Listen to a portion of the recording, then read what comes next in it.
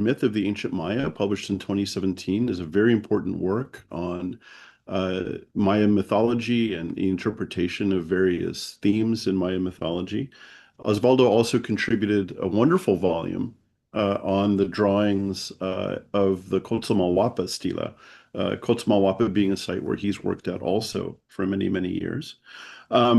He also, in the last couple of years, co-curated a wonderful exhibit, which many of you will have seen, The Lives of the Gods, Divinity, and Maya Art, which was, of course, at the Metropolitan Museum of Art and also down at the Kimball Museum of Art in Fort Worth. So without further delay or further ado, I would like to introduce Osvaldo with his talk on the sculpture and archaeology of the Los Cerritos region of Pacific Guatemala. So Osvaldo, thank you so much for presenting. And I should mention also, before I hand it over to you, Osvaldo is the current George Stewart resident scholar at Boundary End. And if you want to know more about those residencies and our programs, please look at our website, boundaryend.com. Thank you. Osvaldo. Thank you, David. Thank you for that introduction. And I am here at Boundary Inn, and I'm enjoying this wonderful place, and I've been able to do some work.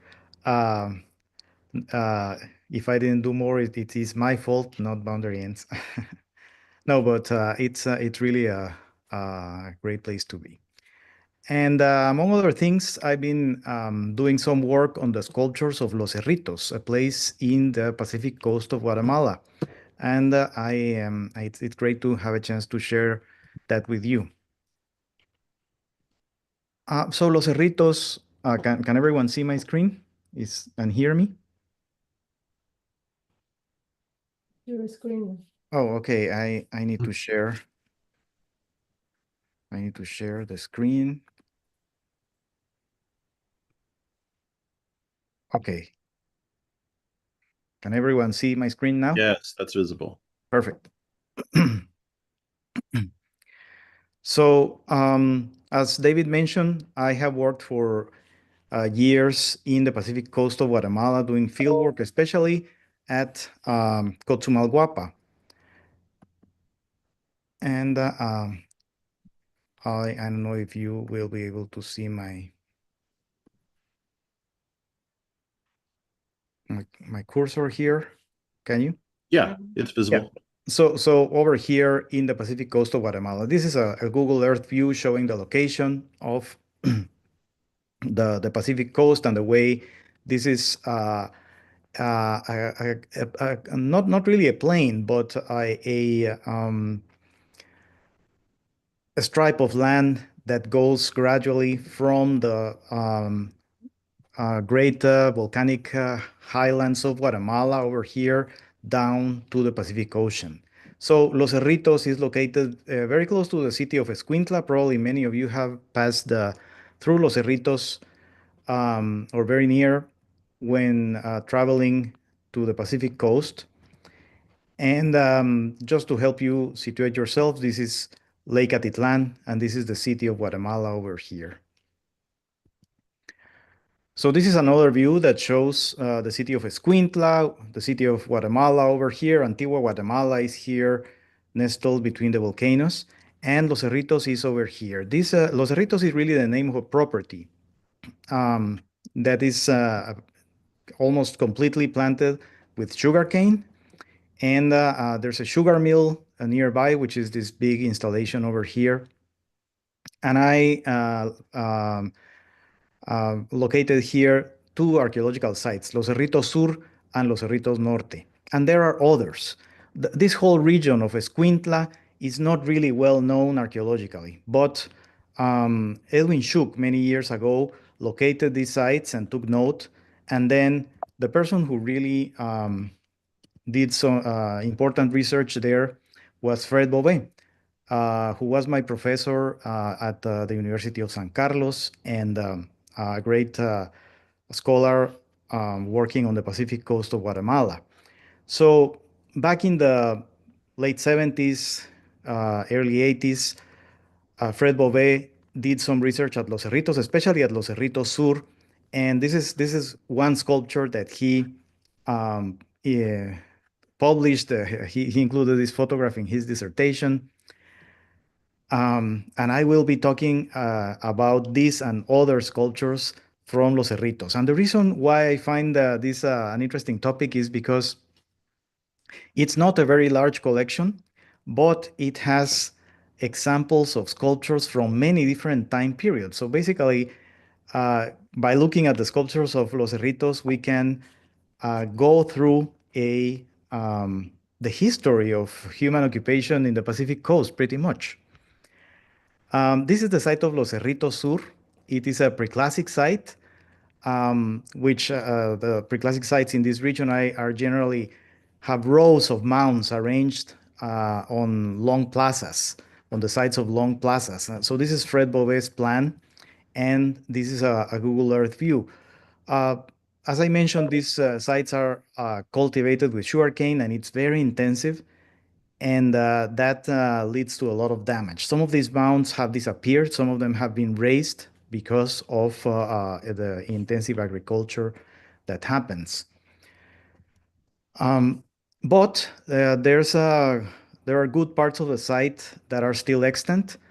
Here's 2 pages from a report by Hector Mejia, a colleague and friend who has worked there recently. He has done archaeological research at several places, including near both Los Cerritos Sur and Los Cerritos Norte, um, um, as part of cultural resource management projects. So you can see the mounds of Los Cerritos Sur and some plain monuments that are still over there at the site, an altar over here and perhaps plain stela over here. So he reported this only a couple of years ago. Oops. Los Cerritos Norte is a whole different story. Here, instead of rows of mounds that are separate from each other, we have a great platform and other mounds around it. And I will be showing you this in more detail.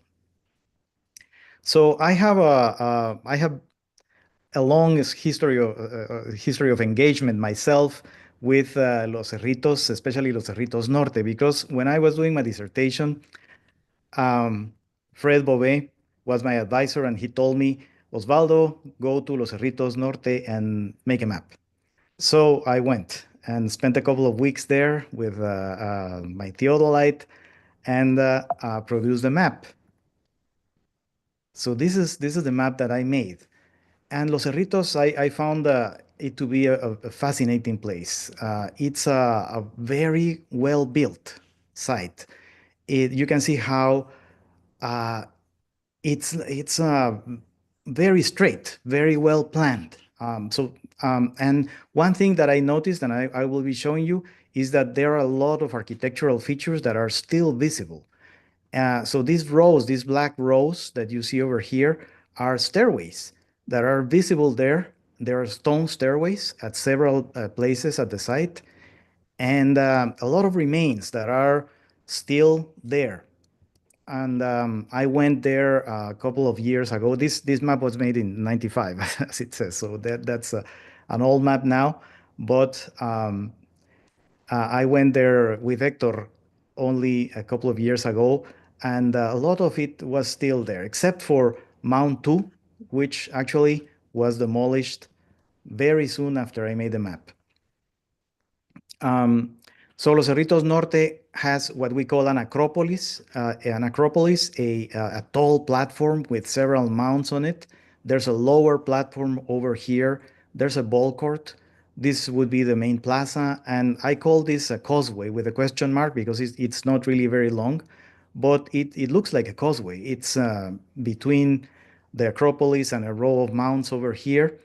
And here I pointed out all these accesses that were visible at the time that I mapped it, and were really very, very interesting.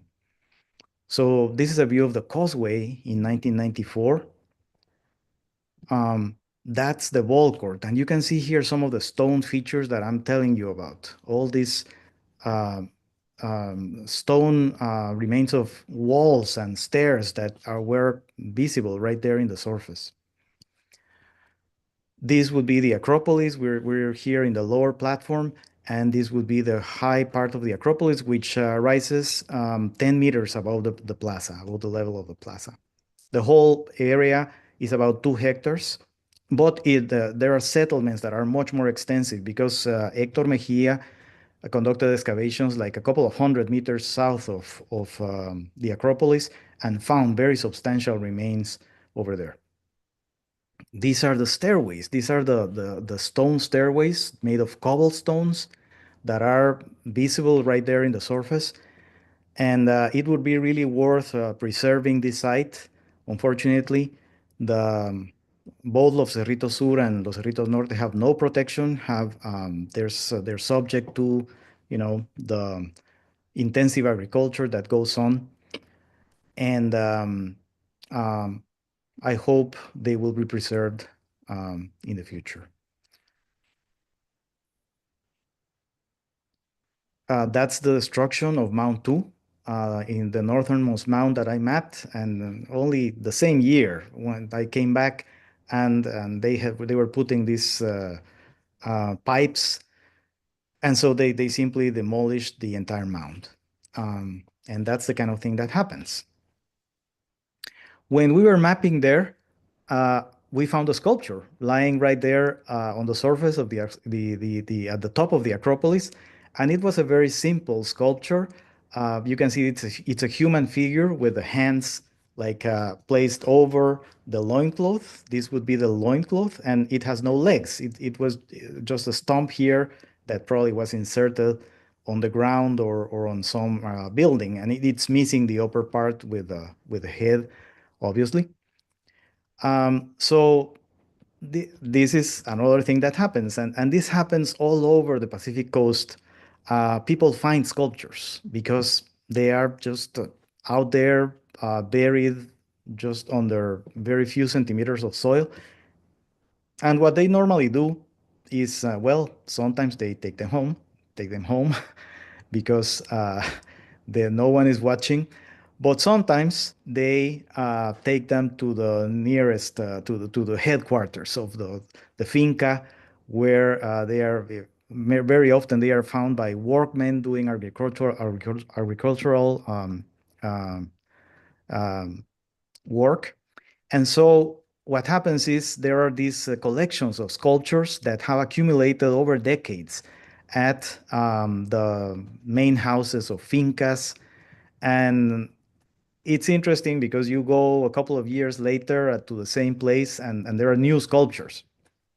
One thing that I've been doing is trying to make records of all these monuments, and also try to find out where they came from originally by talking to people, by asking some of the workers over there.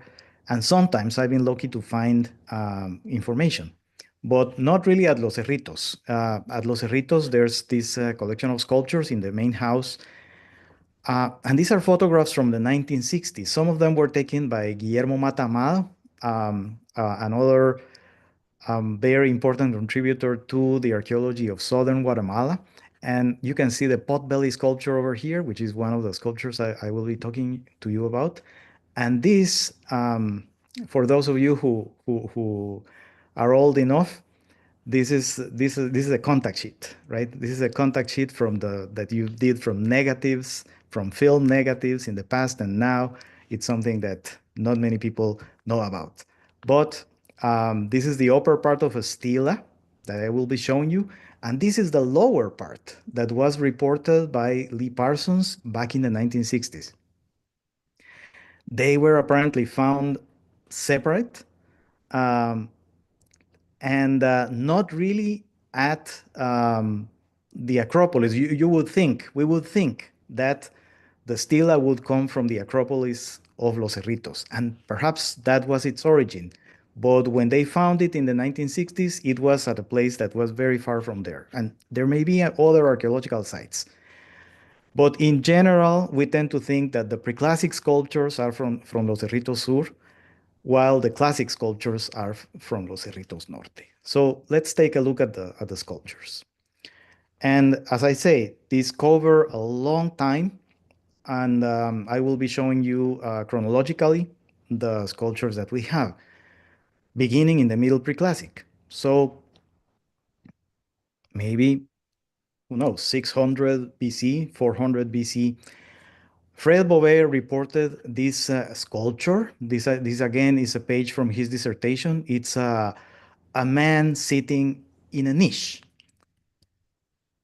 which is very close to a great sculpture that is known from the site of Izapa, also in the Pacific coast, on the very close to the border with Guatemala, but Izapa is located in Mexico. And you can see the same thing, a very sort of niche, which is actually the maw of a creature, and this one is very large. And then there's a man or a human figure, human-like figure, who is sitting in the niche or in the mouth of this being. It turns out that there are a number of sculptures like this in the Pacific coast. And by the way, Fred shared his photographs of this with several people, and so this sculpture is known, and it has been published in a couple of places.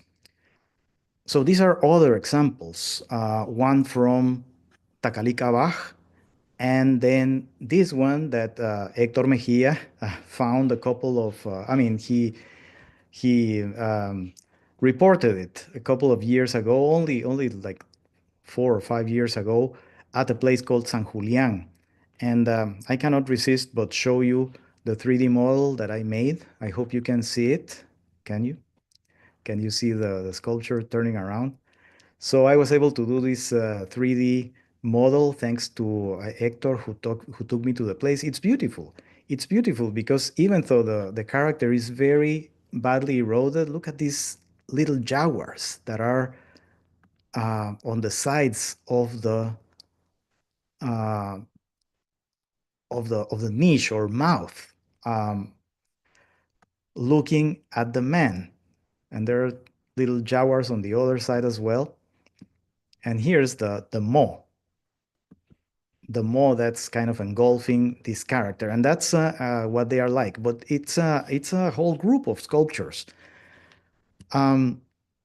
Here I'm just showing you a map of the places where these sculptures have been found. So it's a coastal genre from the Middle Preclassic period. That's one of several that were flourishing at that time in the area.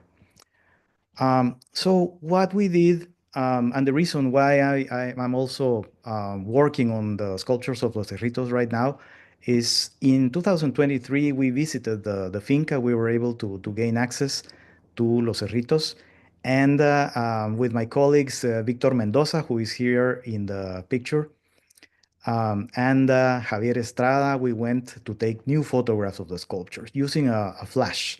And Victor is here holding the flash. This sculpture is not actually at Los Cerritos, but somewhere else.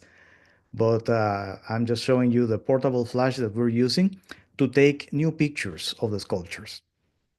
And with a flash, with raking light, you get much better contrast than in previous photographs. And so these records are I think, very, very important, very useful for interpreting the reliefs. You can see how there are these Olmec-looking characters on both sides, which were already visible in Fred's photographs, but now we can see them in more detail. And here are the eyes and the teeth and the nose of this creature that's kind of engulfing, or it looks like the character in the center is actually coming out, emerging from this great maw.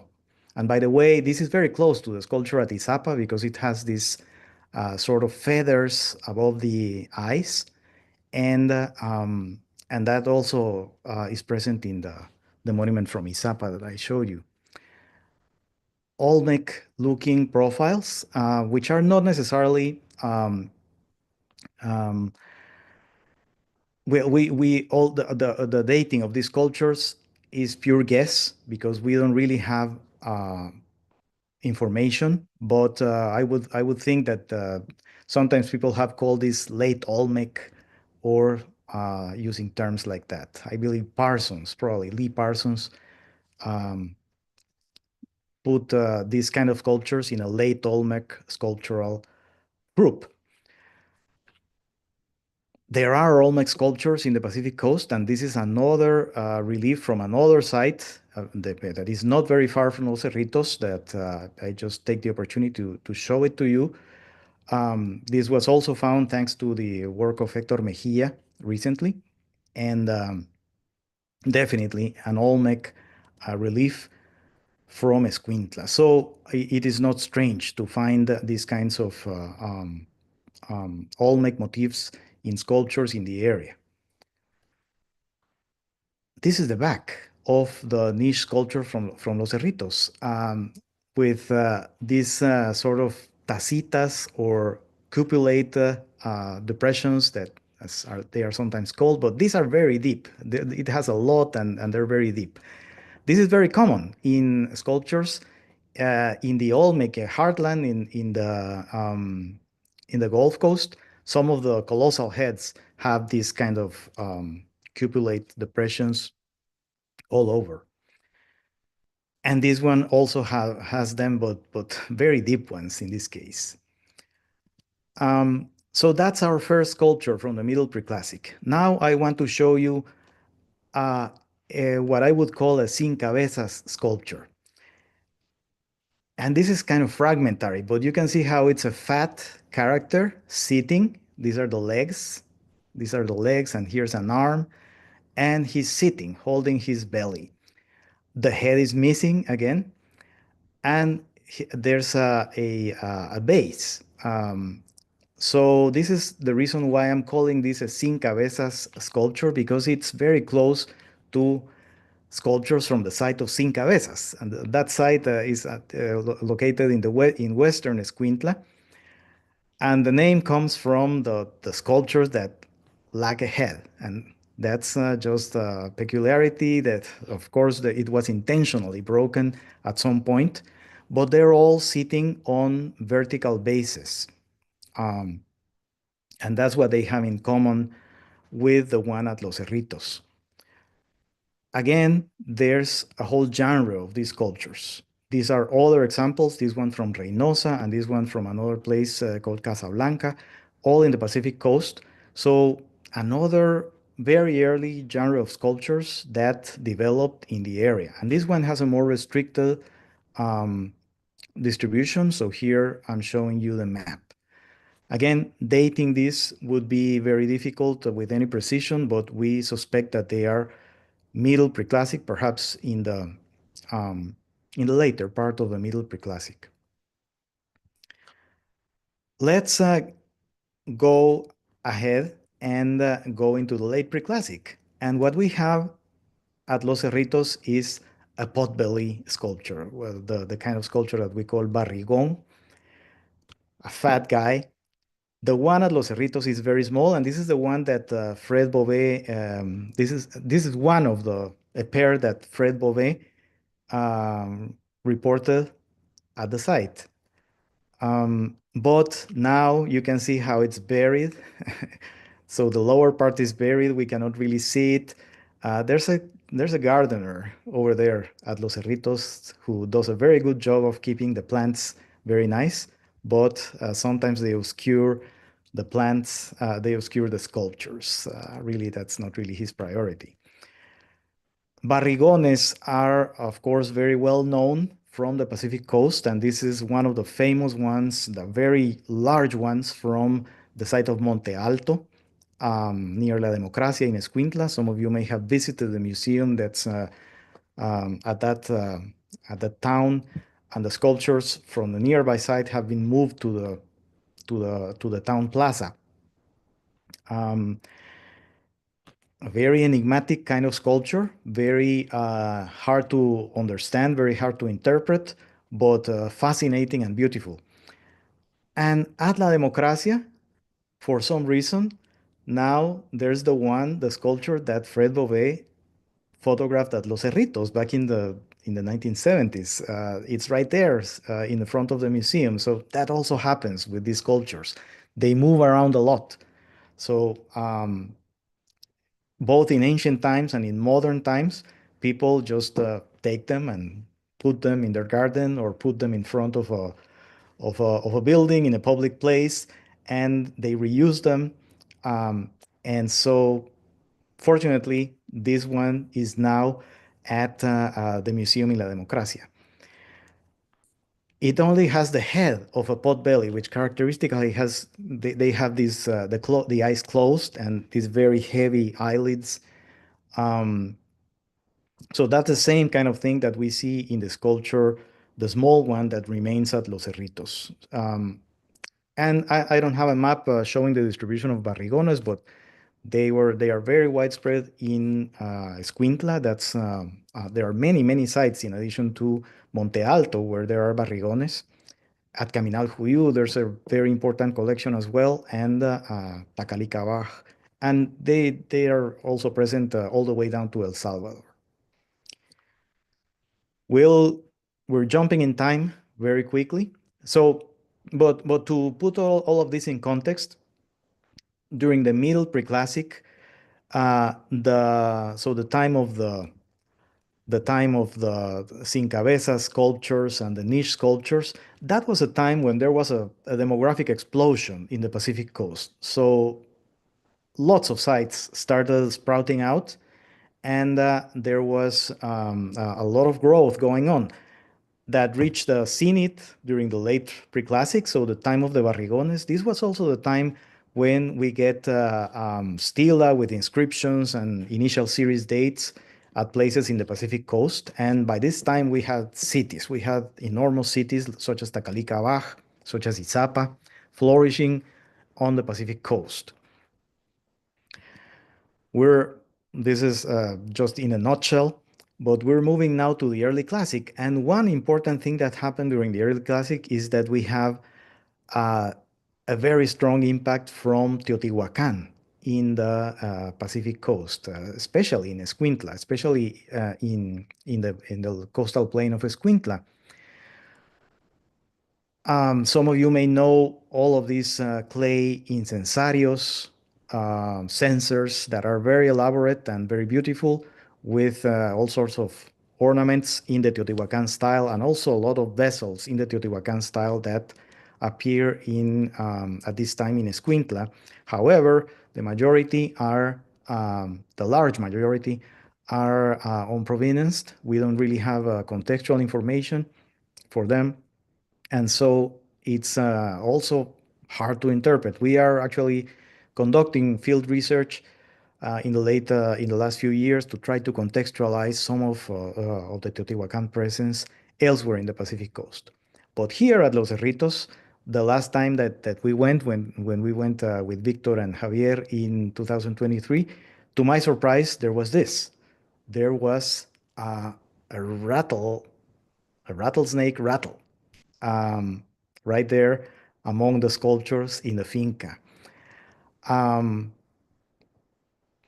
This wasn't there before, so we were the first to record it archaeologically. And it is very close to sculptures from Teotihuacan. This example, this photograph over here shows one of those rattles from Teotihuacan itself. And here it's totally misplaced. It's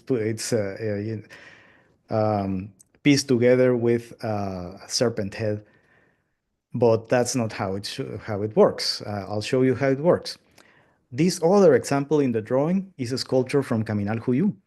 And Caminal Juyu, as some of you probably know, was a place where we also find buildings built with a talud tablero architectural profile that's characteristic of Teotihuacan. Actually, currently, as we speak, my friend Barbara Arroyo is excavating some of these buildings, and they're really fascinating. And then there are these burials with materials that were imported from Teotihuacan or made locally in imitation or as adaptations of Teotihuacan materials. So it is not strange to find this kind of sculpture at Caminal but we didn't know that at Los Cerritos there may have been also buildings with Teotihuacan architectural features. These rattle sculptures at Teotihuacan were located over here, as in this photograph. This is a building from the monumental center of Teotihuacan, and it has the two rattles at the base of alfardas or balustrades that are characteristic of Teotihuacan buildings. So we should think that this balustrade was a serpent and the head was on top. The head was on the upper part on both sides. And the reason why I think this is because that's what we see in temple censers from Escuintla, especially in this one. This is I mentioned before the incensarios from Escuintla that are in the Teotihuacan style, but this is one of a group that actually portrayed buildings, temples, I believe, with a roof and with pillars and with lots of ornamentation, with a tablero down here. So the characteristic profile of the Teotihuacan buildings. And then these serpents over here are the alfardas. So the stairway is not really realistic, but the alfardas are there. And they are shaped as serpents. You can see the rattles right there, just like our sculpture from Los Cerritos, and the heads should be on top. This is another view, just to show you how they, in this incensario, they kind of located the place where the stairway should be. What was important really was not the stairs, but the alfardas, the serpent alfardas that this building should have. So again, I believe that there are probably buildings like this at Los Cerritos, probably at Los Cerritos Norte. But as I say, we don't know exactly where the rattle came from, the rattle sculpture came from. And so it may be from another location in the finca. I cannot, it would be a great speculation to say that there may be buildings with talud tablero architecture right there, but that's possible. Actually, there is another site in the Valley of Guatemala, the site of Solano, where during excavations in the 1970s, they found another of these rattles in the proper location at the base of the alfarda of a stairway. So that's our early classic evidence. And it was a time of a lot of growth in the Pacific coast, although uneven. I mean, there were places that where there were very large sites, and then places like Cotzumalhuapa were probably not very large at that time. Los Cerritos may have been an important place, and we should probably, hopefully, we should investigate that. But then there's the late classic, and this was a time when the great city of Cotzumalhuapa became dominant in the region, the place where I worked for many years. And again, in 2023, when we visited Los Cerritos, I was surprised to see this head of a serpent, of a reptile, right there, brought from some place in the finca. I don't know if it was really brought from the Acropolis of Los Cerritos Norte, but that's a possibility. That's a very good possibility. And again, I want to show you the 3D model that I made using photogrammetry. So yeah, this would be the eye of the reptile with scrolls above and below characteristically. And this is the open mouth with great fangs and molars. And you can see the bifid tongue and the nose of the creature. Um, we can even wonder if this would be one of the heads placed at the top of a stairway with a rattle below, with a rattle at the base. But I wouldn't, uh, my hunch would be that they're not contemporary, that this culture would be much later the um, than the rattle. Anyway, so Cotzumalhuapa is located only like 25 kilometers west of Los Cerritos. I drew a shadow over here to show more or less the distribution of Cotzumalhuapa style sculptures in the Pacific coast, which was very broad, and also in the central highlands.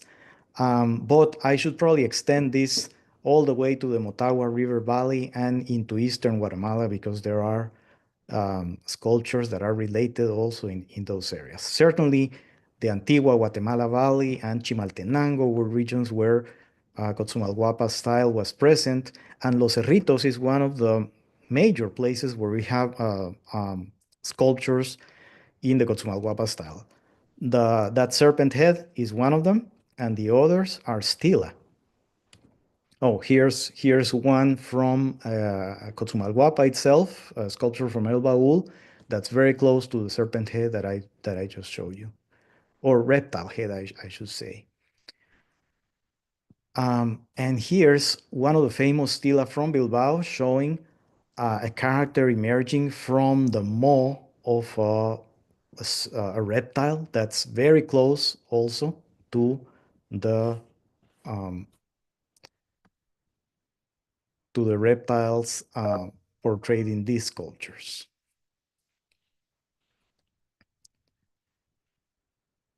Remember that the character in the Middle Formative sculpture was also emerging from a niche that was really the maw of a creature. Um, we cannot tell whether it's the same kind of creature, but the idea is pretty much the same. Now let's go to the stela from Los Cerritos, and there are two stela. This is the one that was found in two halves because it was broken. Who knows when? It was broken back in the past in two, and it also has um, this circular um, um, shape and with a sort of canal over here, and it's hard to tell what that is all about.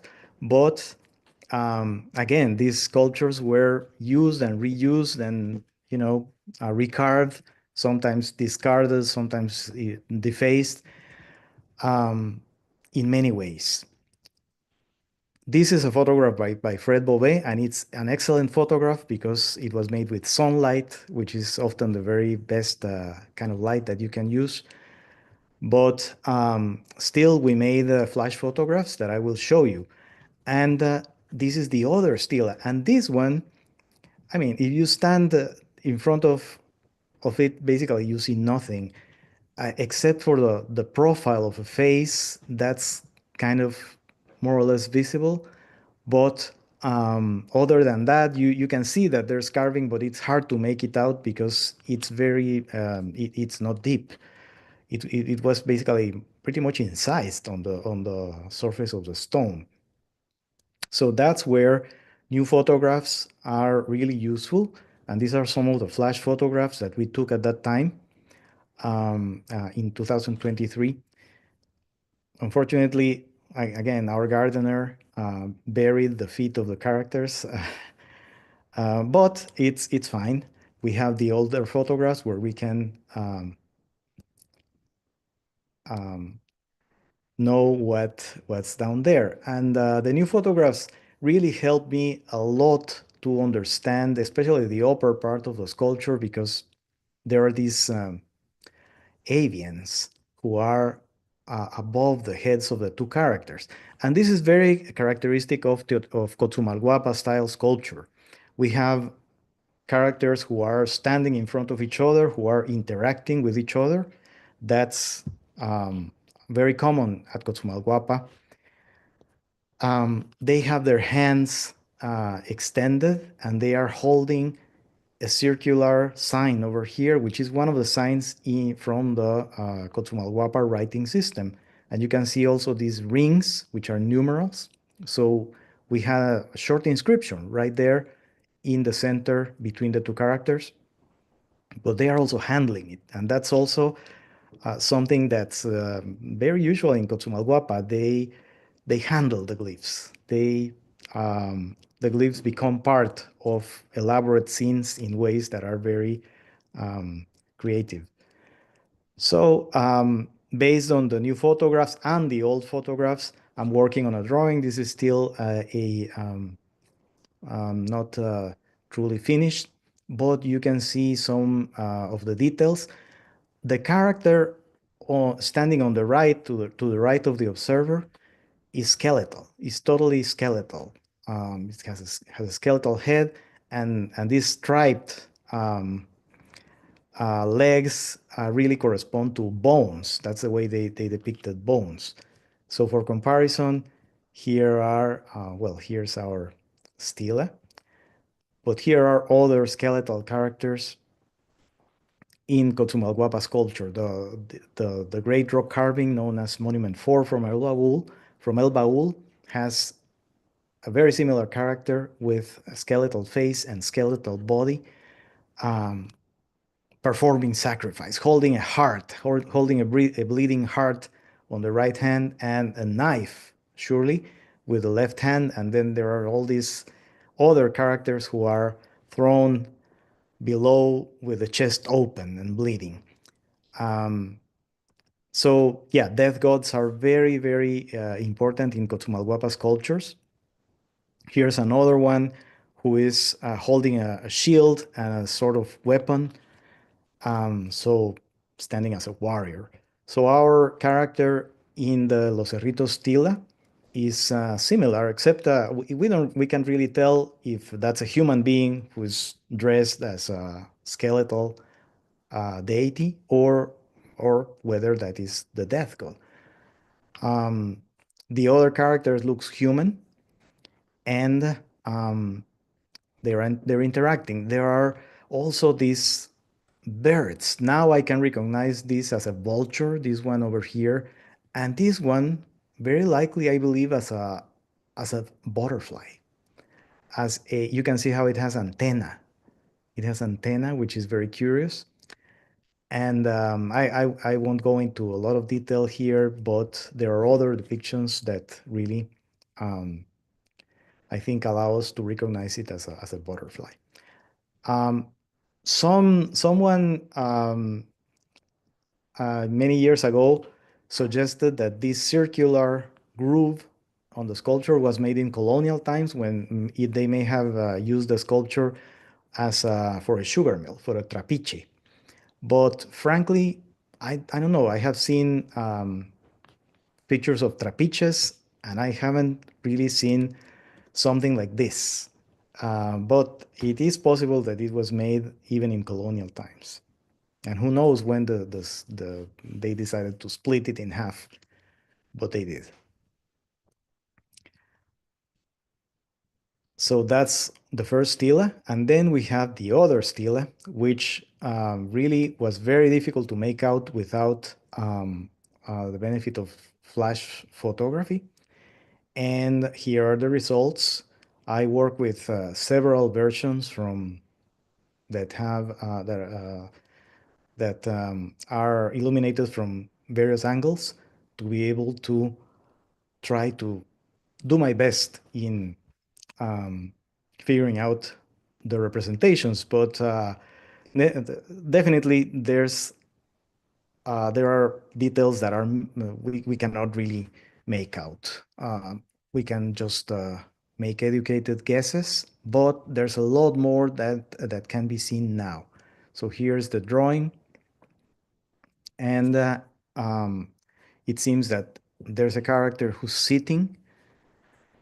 He has a very elaborate dress and headdress, And there are these plants growing at the top. That's also very characteristic of the Cotzumalhuapa sculptural style. We get the ring numerals and another creature who's like in front of the character, but which I believe is really a full figure glyph that should be associated with these rings to form an inscription, a very short inscription. Well, those are the sculptures at Los Cerritos, all the way from the Middle Formative to the late Classic. We don't really have post-classic sculptures, but there are post-classic sites in the area. And actually, Escuintla, the place where the city of Escuintla is located nearby, was an important city at the time of the Spanish invasion. So this region is tremendously rich. It is tremendously rich agriculturally, and so it's no wonder that people have settled here and lived here for a very, very long time um, and flourished. Los Cerritos and the modern city of Escuintla are also located at the base of this important corridor into the highlands, into the Guatemala Valley, going into the Antigua Guatemala Valley. And so it's just a very important location, very important archaeologically, and unfortunately not very well investigated so far. So I wish to acknowledge a number of people who helped me and also institutions, beginning with BERC, the Boundary End Archaeology Research Center. The Los Angeles County Museum of Art, I took the photographs of the incensario, of the temple censer that I showed you over there, thanks to Megan O'Neill.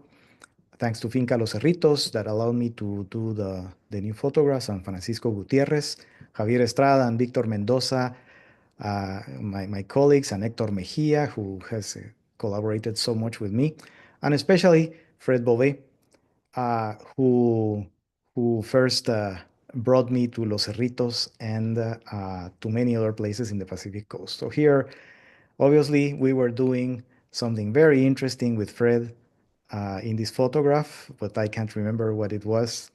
And this was too long ago. At that time, I thought that that kind of hat looked nice on me. But anyway, thank you very much. Um, I would like to know if you have any questions.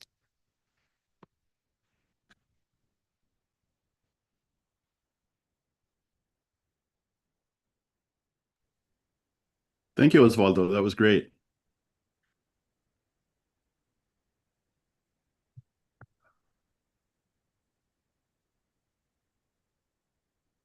It was good to see those pictures of Fred Beauvais.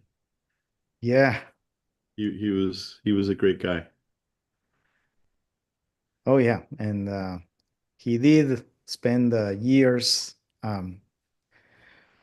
going to places all over the Pacific coast, and a lot of what we know is thanks to him. Yeah. I mean, in some ways, Fred was a kind of a successor to Ed Shook, this idea of like a one person who, pays attention to an area that a lot of people are ignoring, right? And they're kind of similar in a way, right? Ed documented all of these sites that nobody else ever paid attention to, and Fred did the same thing.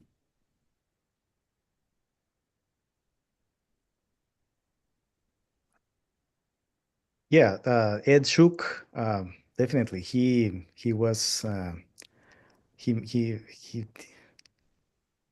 took field notes. He took field notes, of all these places where sometimes he just stopped in the railroad, Right. Yeah. went down of the train and a station and spent I don't know, half Mhm. hour and made notes on a site that was right there, and then jumped up in the train.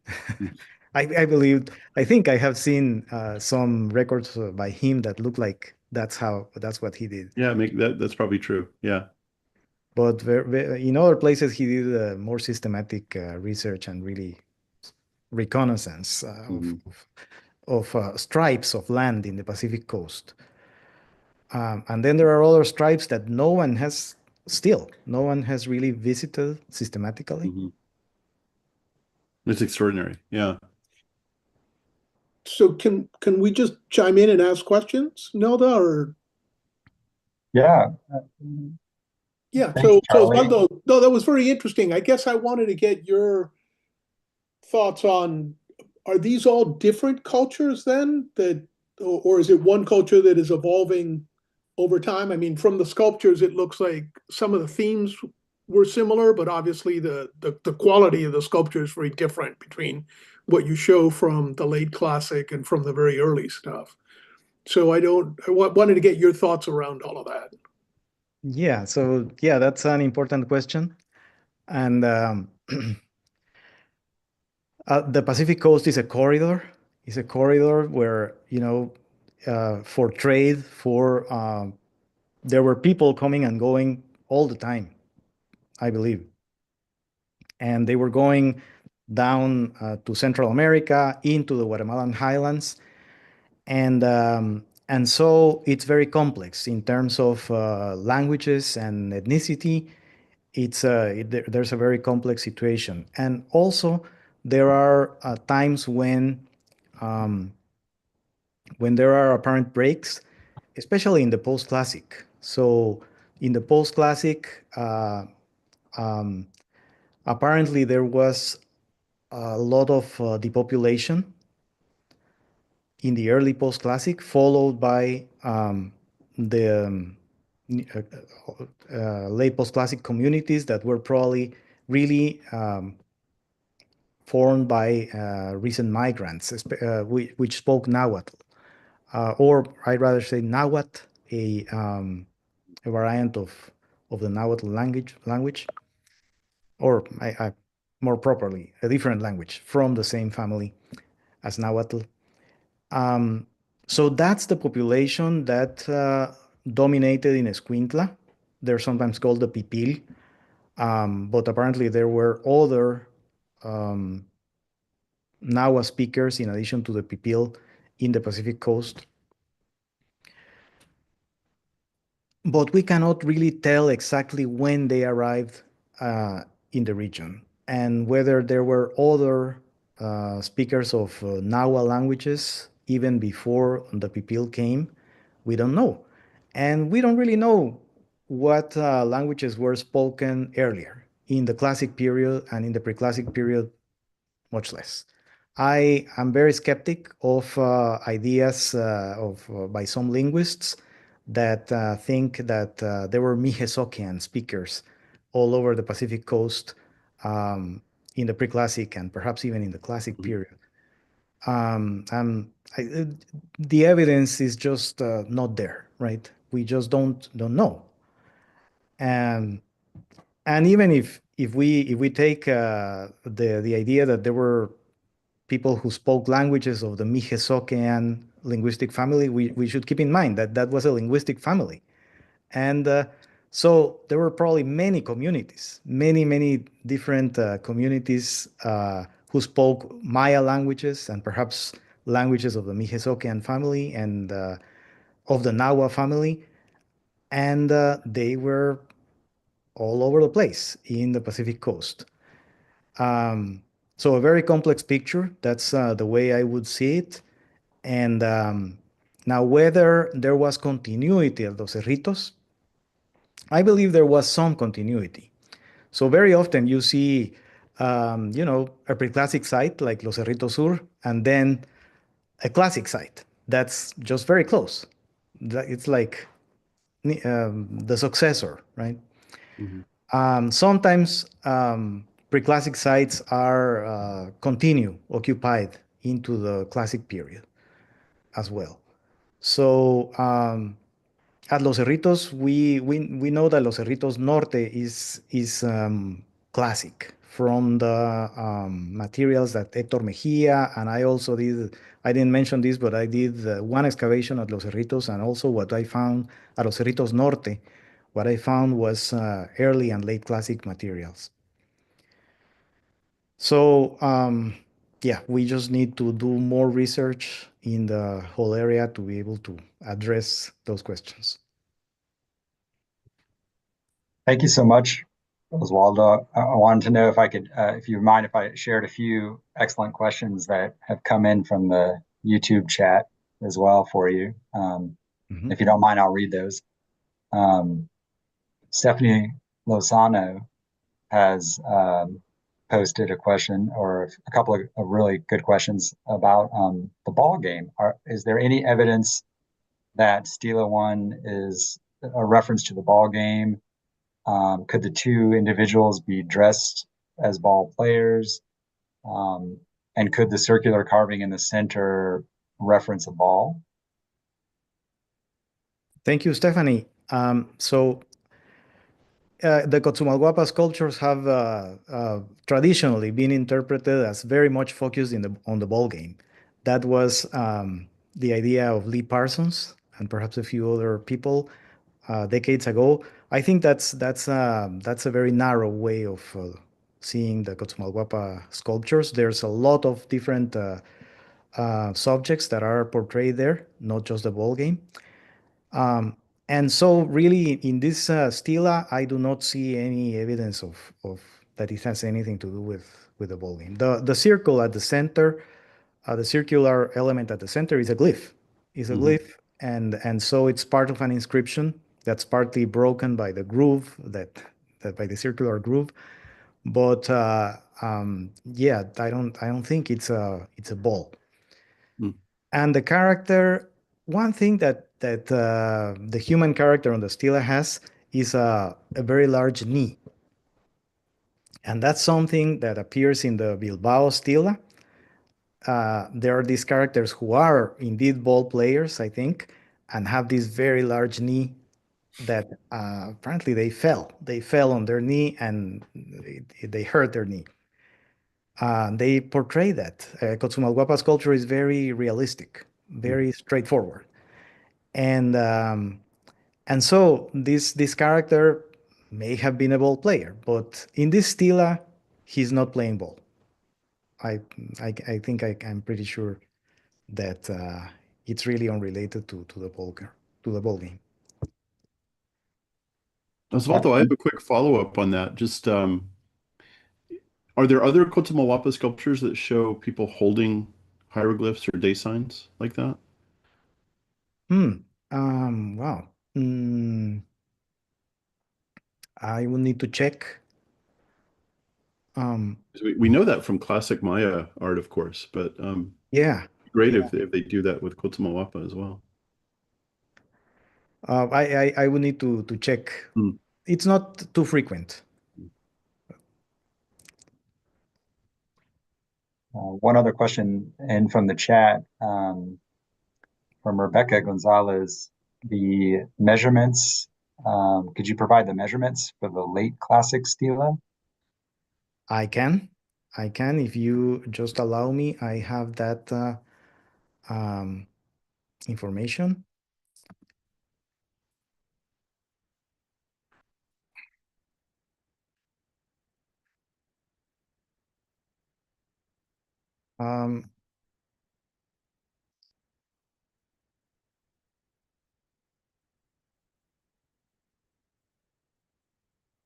But I cannot find it right now,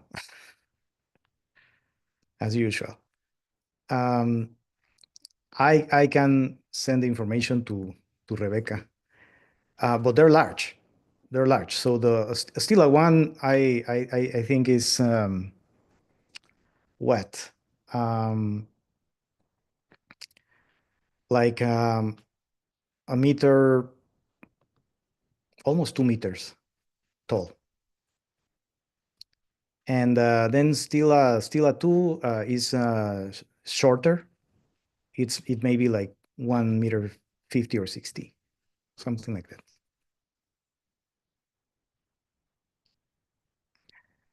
Stela at Cotzumalhuapa are very interesting, you know, and I don't know if you noticed in the drawing that the stela has no stem. So I'm sharing my screen again. and the stela really has no uncarved base. So normally Maya stela, for example, have this whole very long uncarved base because they were inserted on the ground, right? So stela at Cotzumalhuapa don't have that. And so how they stood is a very interesting question. And this particular stela has this very short thing here. I hope you can see it in my screen. It has this very short thing that apparently helped it to stay upright, right? But some other stela don't even have this. They just stood on their own weight because they're thick, right? And it's hard to tell how that worked. It was dangerous, I believe. Osvaldo, could they have been like panels set into some sort of wall or feature? Yeah, um, It's interesting. it's interesting. I think Parsons thought that for one stele at Bilbao that it was really resting on a facade, but um, it actually I say this because I saw when they moved one of the stela from El Baúl and they put it somewhere else and they just left it there, you know, Hmm. for weeks without any support, and it stood, Hmm. you know, just on its own weight Until the earthquake came. until the earthquake.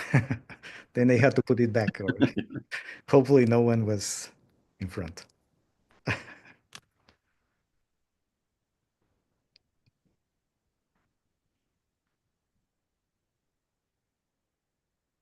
So, Dylan, were there any other questions?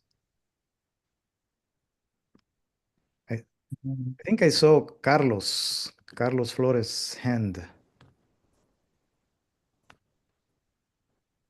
or probably not. He may be on mute. Osvaldo, a question. You mentioned the glyphs that are there. Any sense of what they are? Are they days? Like, I think you were implying, David, if somebody is holding like the year bears, like the year-end glyphs, is that what you were thinking? Not year bearers specifically, but the circular glyphs at Cotzumalhuapa. Osvaldo can correct me on this. They do seem to be related to the day signs of the Tzolk'in or Tonalpawali, right?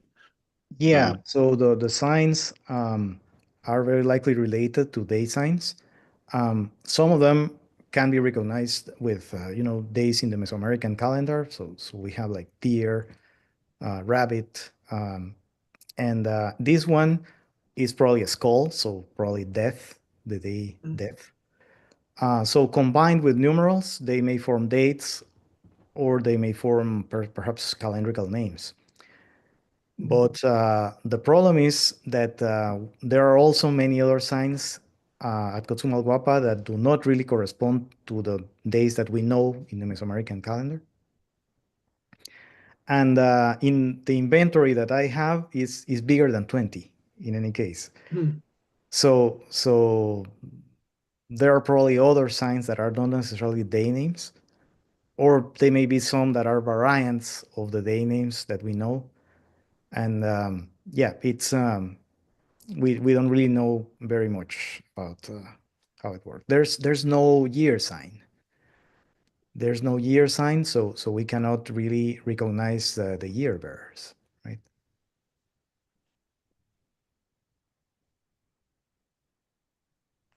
So the Cotzumalhuapa signs, it's interesting because they're circular, and day signs at Teotihuacan were circular as well, right? Mhm. So that's surely something that originated from the Teotihuacan calendrical system, but it's different. So we don't get the same signs as at Teotihuacan. So no red talai, for example, the Mhm.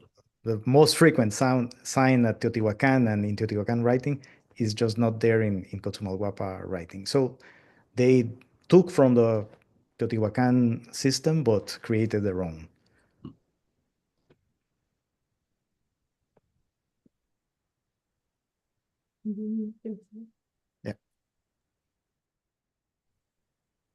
Does someone has any other question?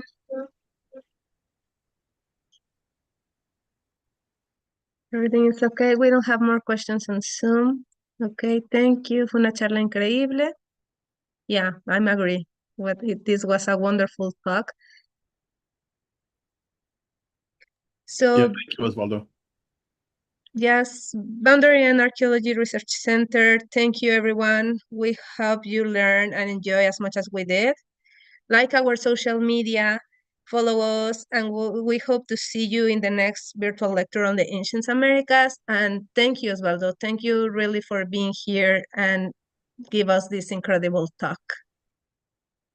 Yeah, very good. Thank you. Very interesting. Thanks to you, and thank you everyone for listening. Thank you, Osvaldo. Thank you. Bye-bye.